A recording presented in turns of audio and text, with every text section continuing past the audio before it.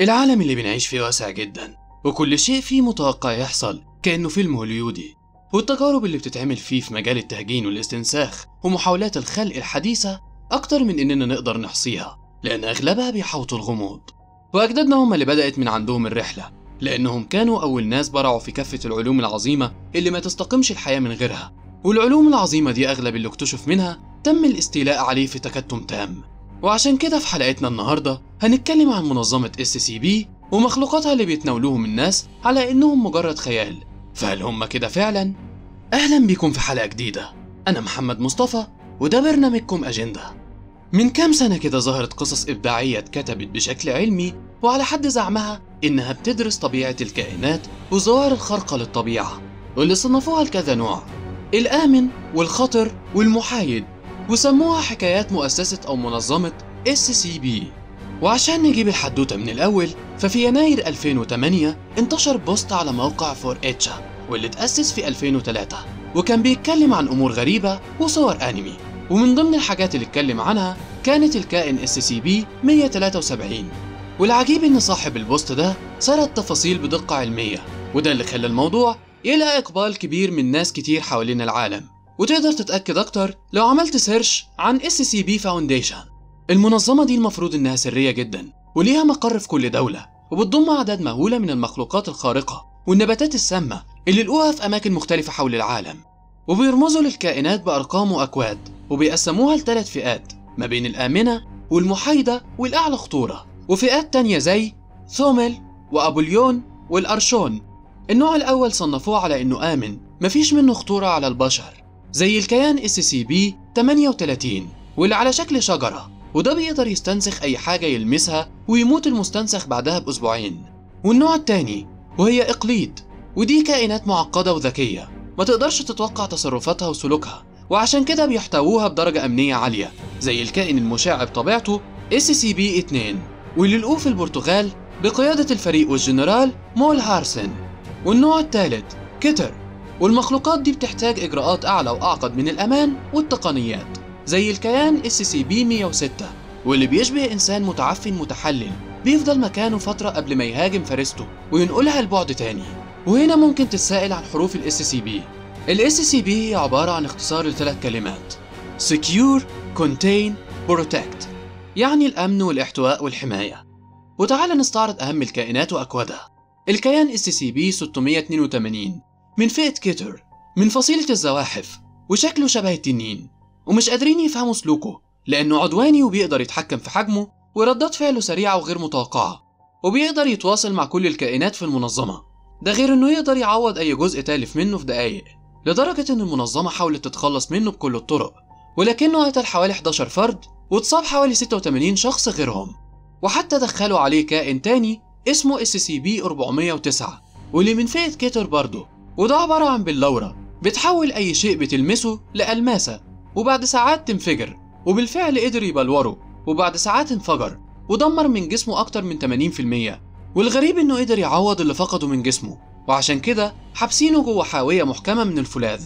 وفي كمان الكائن SCP-173، وده أول كائن اتكلم عنه الشخص المجهول في البوست اللي نشره. والكائن ده من فئة إقليد، شبه الدمية، جسمه أملس متحجر، عنده 4 عيون، وبيفرز مادة زي الدم، وبيتعاملوا معاه 3 حراس بحرص وتدريب عالي عشان ينظفوا المادة اللي بيفرزها، ولازم يكونوا على اتصال بصري بين بعضهم وبين الكائن ده عشان يخرجوا بسلامة من عنده، لأن لو حد فيهم رمش هيموت، وده لأنه في أقل من ثانية فصل رقبة عامل لما غلط ورمش.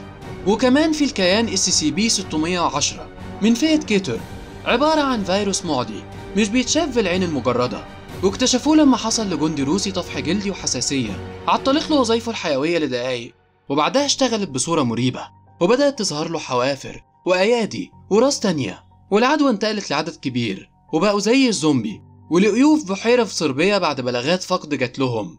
وبالتحريات اتواصلوا مع المنظمة اللي تولت الأمر وبعتت لهم المعدات والطيارات للموقع السري.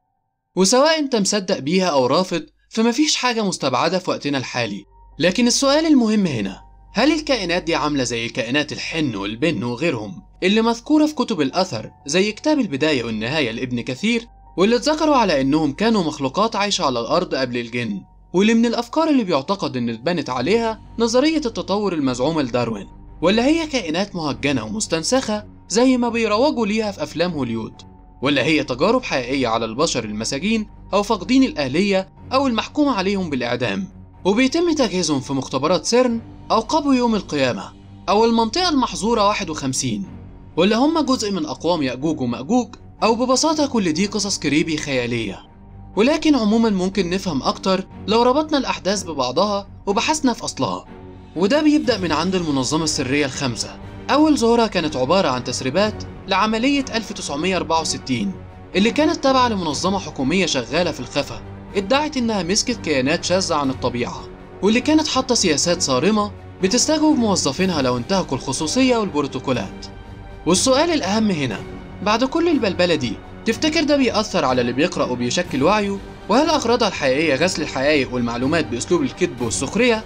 لو بتتساءل عن نوعية الأبحاث السرية القذرة دي، فأنا هقولك على طريقة الطير الساخر، وده سلاح سري بيقلب موازين النووي وقوى العالم، وده بالفعل استخدمه السوفييت واتجسسوا على أمريكا وقت ابتكار الصواعق الكهربية وتجارب النقل الأثيري واللي ظهرت في ثلاثينيات القرن الماضي. ساعتها بعتوا جواسيس للولايات المتحدة واتقبض على 4 منهم، واستجوبوهم بطريقة أدت لموت 3 منهم، وأخدوا كل المعلومات اللازمة والأبحاث السرية اللي بيعملها السوفييت من ورا الكونجرس. ومن هنا جه دور المخابرات، واللي حركها الرئيس جون كينيدي وقتها وأمر بتدمير البرنامج الروسي ده، وده تحديدا كان سنة 1964.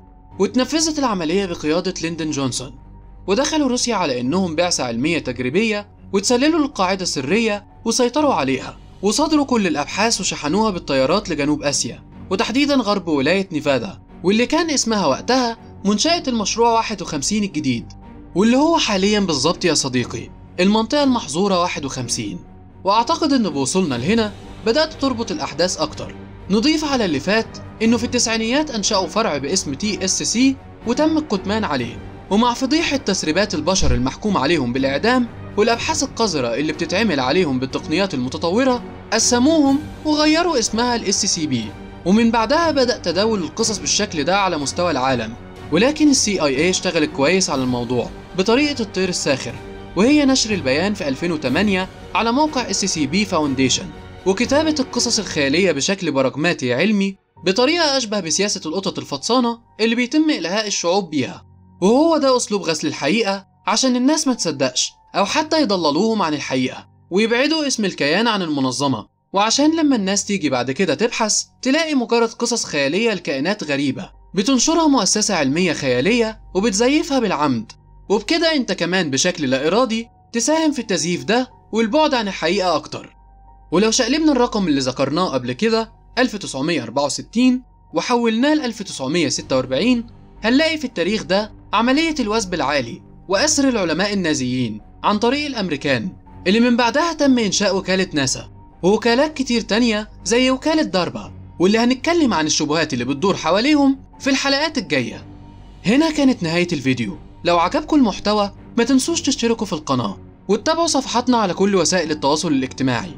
شكرا على المتابعة، سلام.